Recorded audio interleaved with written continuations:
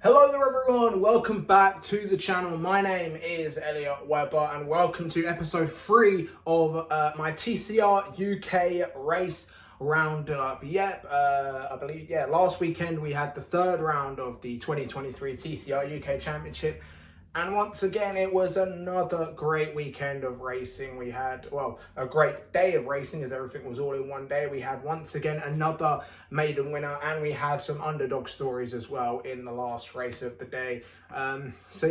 Let's move in straight into qualifying.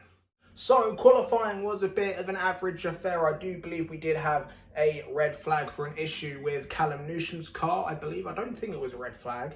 No, I don't think it was, but there was an issue with Callum Newsom's Hyundai. Unfortunately, it would not blow up, but it would break down. A massive unfortunate for Callum Newsom. He has shown huge amounts of potential last year in a Coupe Pro, and now this year in a privateer Hyundai. He has shown a ton of potential. So hopefully Callum and his team can have that Hyundai sorted out for not killed. But it was indeed another Hyundai on pole position, and it would be none other than championship leader Bruce Winfield, who put in an absolutely stonking lap time right at the end of the session to beat his teammate Alex Lee to pole position. So once again, it would be a Hyundai 1-2 on the front row, Winfield and then Alex Lee. Great to see Alex Lee back up there. He's someone who hasn't really been up there recently. Of course, he was fighting for a win at Croft, but I do believe an issue put an end to that. He, of course, did get a podium at Snetterton as well. So Alex Lee,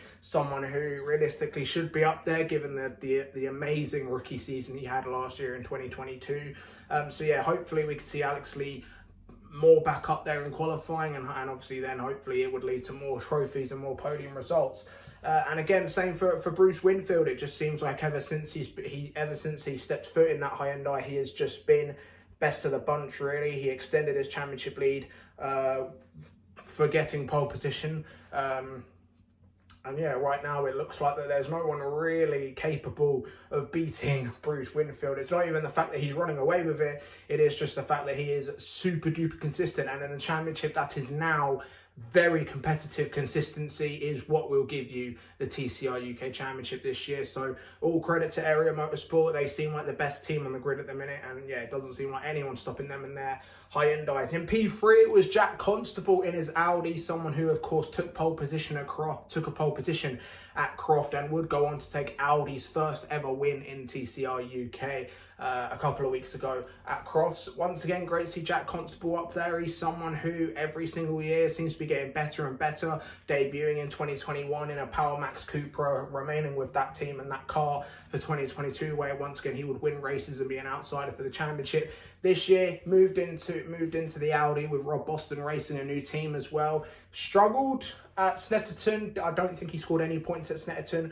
And then Croft, pole position, won a race, was up there. It seems like Jack Constable is now slowly, gradually becoming a championship contender. So the top 3 in qualifying was Bruce Winfield for Area Motorsport, Alex Lee for Area Motorsport, and then Jack Constable for Rob Boston Racing. Now, my stars of the session, I would say 1 star, but I'm going to give it to multiple people.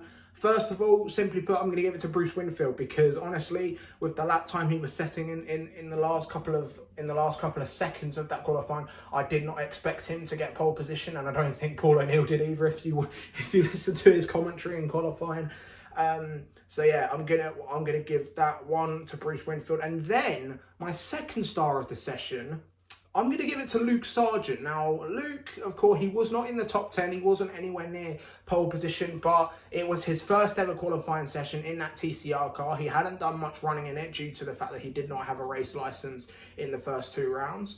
He was P13. He was about 1.5 seconds off of his teammate in what is a much older car. That Elantra is basically brand new. It was developed by Josh Files last year in Europe. But Luke Sargent, he's got a great team around him. He's with, as I mentioned, probably the best team on the grid. And Luke Sargent is someone who, by the looks of it, will probably be up there come the end of the year. I won't be surprised if Luke Sargent gets a couple of top 10s and maybe even a cheeky little podium by the end. So my stars of qualifying is Bruce Winfield and rookie Luke Sargent. Now let's move on to race number 1. So race number one at a fairly hot Oulton Park, it would not be a lights, well, it would, but it wouldn't be a lights the flag victory for Bruce Winfield. He had to fight for it. It was a phenomenal start by Alex Lee, which he took the lead early on in the race and almost never looked back, unfortunately. I believe there was a safety car halfway through, which meant Alex Lee's lead came down a bit, and then he just kept on making a couple of mistakes. It looked like that car was not hooked up to the way Alex Lee wanted it. Now, I could be wrong, but that's just how it looked watching from the TV screens at home. Yeah, again, a big shame not to see Alex Lee win, but the potential is there. Alex Lee will definitely win some races. So yeah, unfortunately, it would not be P1 for Alex Lee. It would indeed be P1 for Bruce Winfield. He would take back the lead fairly in roughly halfway through the race. And then never look back. It would be a second win of the season for Bruce Winfield, once again extending his championship lead. As I mentioned, right now it doesn't look like anyone is stopping Bruce Winfield for taking the TCR UK Championship this year. And Alex Lee, well, you were probably expecting me to say second. No, he lost second place on the last corner of the last lap to Jack Constable, which I'm sure would be devastating to Alex Lee, but even so, a podium's a podium. But yeah, Jack Constable would take second place. Yeah, that's pretty much the top three. Now, I wouldn't say not much else happened. There was battles all throughout the field. One person I want to give credit to is Darrell Wilson, who performed absolutely amazingly. I believe he was just outside the top 15, and he worked his way up into a top 10 finish. Would finish P9 at the end of the race in race one. A really great job, and I'll talk about Darrell Wilson later in race number two.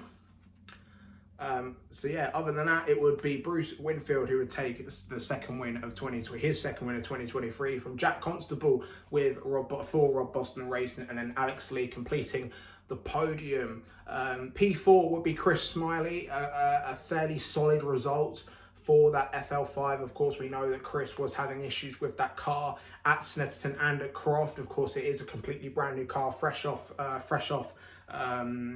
the Yas Motorsport factory and the Honda factory in Italy. But yeah, that car is getting better. I think we can see that. It was definitely, it didn't break down, which I think was good. That's definitely a positive to take from Croft. It didn't break down this time.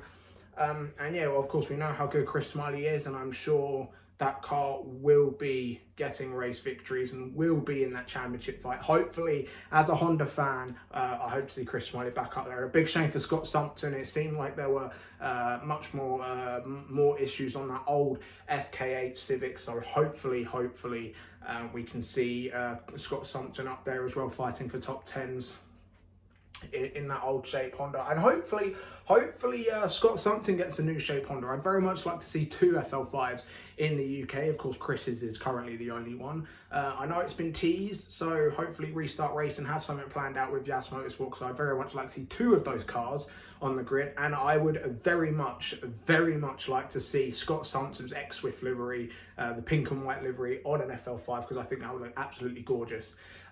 So yeah, as I mentioned, top three: Winfield, Constable and Lee. Now, my driver of the race, or drivers of the race, as I mentioned earlier, I am going to give it to Darrell Wilson. I think, yeah, to be able to get top 10s in a car that, let's not forget, is over 5 years old at this point. It's not a brand new car. He's not like a big, obviously it's a single car team, DW Racing. They don't get a new chassis every year. They don't get any factory support from Opel or Vauxhall, whatever you want to call them. They don't get any factory manufacturer support from anyone, and they're still fighting it with some of those teams that get new parts and get new cars from the big manufacturers like Hyundai, like Honda, like Audi and like Cupra. He doesn't get any of that. So I think to see Darrell Wilson and the DW Racing crew fighting for top 10s and later on a race victory, Darrell Wilson will get my race one driver of the race. Now let's move on. Actually, no, just very quickly, Carl Boardley is someone who was very vocal about track limits. Once again, he would be given a 10-second penalty for I'm going to say supposed track limits. Personally, for me, I obviously was not at the track and I was watching on the TV screens. It did not look like he extended any track limits. But again, I'm just going off by what I saw. Of course, the stewards and the marshals have much more information than I do. But yeah, another big shame for Carl Boardley. He's someone who is very, very, very much looking likely he will be Bruce Winfield's closest competitor for the championship. But yeah, a penalty though wouldn't really be that bad for Carl Boardley, as we would find out in race number 2. So let's get into that.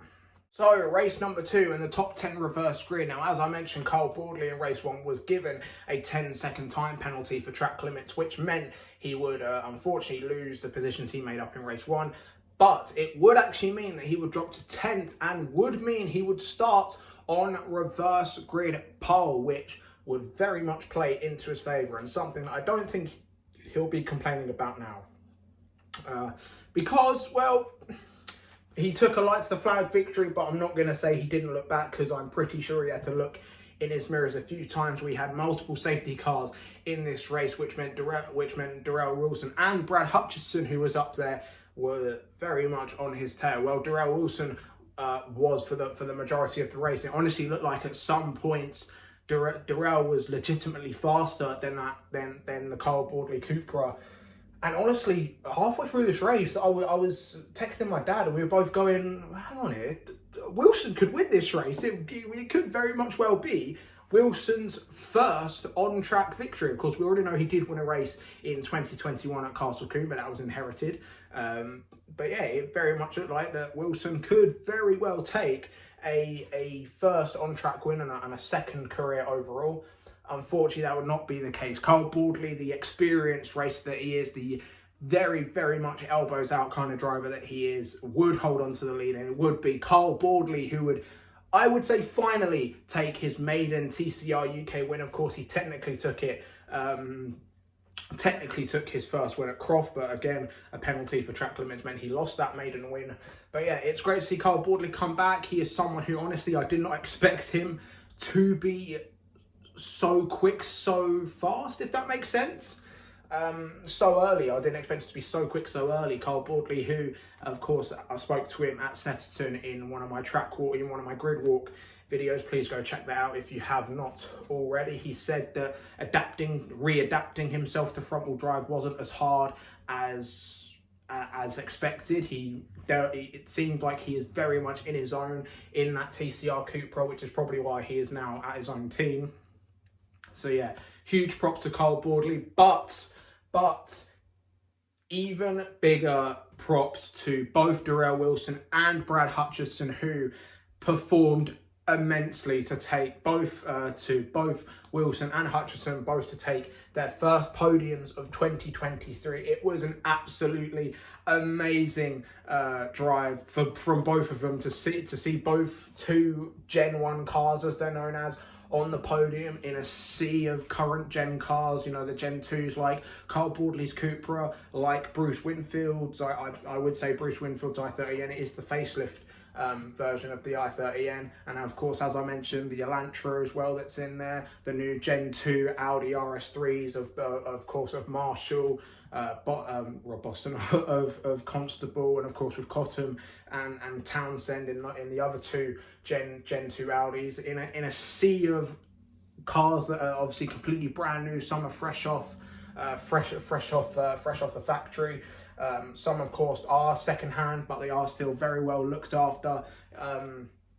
So yeah, in a sea of newer cars, to see both Darrell Wilson and Brad Hutchinson taking podiums is a great sight to see, and that segues into my drivers of the race. Both Darrell Wilson and Brad Hutchinson get my drivers of the race for race number 2, because yeah, unbelievable performances from both of them. I honestly was not expecting those two to stay up in the top 3 for very long, and especially with the safety cars, but no, they both drove absolutely brilliantly, and that is why Darrell Wilson and Brad Hutchinson get my drivers of the race for race number 2. So, who gets my overall driver of the day? This one is very, very hard, to be honest, because there were so many drivers last weekend that just performed so well. I want to give it to everyone. I really do, because everyone who completed enough laps in both races performed amazingly well. But I really don't know. I really do not know who to give it to. I was thinking about it before recording, and I just cannot think of anyone. No one stood out, because everyone stood out, if that makes sense. Everyone performed so well. I honestly don't know who I can give it to. Do you know what? I'm going to leave it to you lot in the comments. Who do you think should get my overall driver of the day? Let me know your thoughts in the comments below. Of course, if you are new around here, be sure to like this video, share with your mates as well, because it of course does help my channel grow, because we are firmly on the road to 200 subscribers. I would very much like 200 subscribers. Let's say before Not Kill. We've got quite a way away before TCR goes up north to Not Kill. So yeah, hopefully we can have 200 subscribers by then. And yeah, let me know your thoughts for Not Kill. Will we see some dominance again from Area Motorsport? Will we see another brand new winner? Will we see the Gen 1 cars come through again for an underdog story? Let me know your thoughts in the comments below, guys. Thank you guys so much for watching, and I will see you lot in the next one. Goodbye.